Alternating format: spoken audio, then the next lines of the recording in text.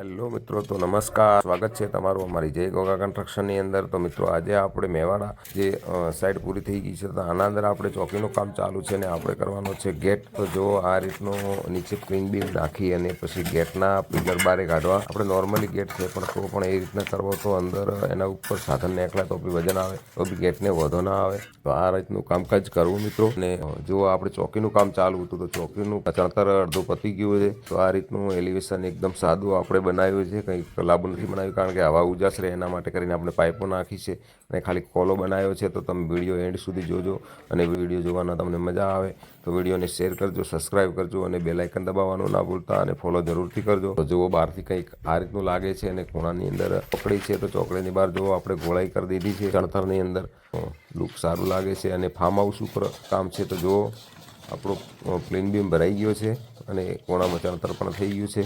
તો આની ઉપર આપણે ચડાવવાનો છે ગેટ।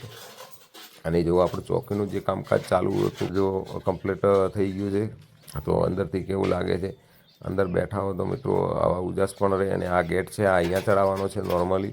તો જુઓ બહારથી કંઈક દેખે તો એલિવેશન આ ટાઈપનું લાગે છે, એકદમ સાદું છે। અને આના અંદર આ પ્લાસ્ટર આવશે, તો પ્લાસ્ટરમાં મિત્રો જે વચ્ચે કોલો દેખાય છે તો એના અંદર આપણે 3ની પટ્ટી કરવાની છે અને વચ્ચે 6ના પટ્ટા આવશે। તો કારીગર મિત્રોને ખાસ કહેવાનું કે કોમેન્ટ કરજો મિત્રો કેવું લાગશે। અને કમ્પ્લીટ થયા પછી પણ અમારો વિડીયો અપલોડ થશે, તો એન્ડ સુધીમાં મારો વિડીયો જોતા રહેજો।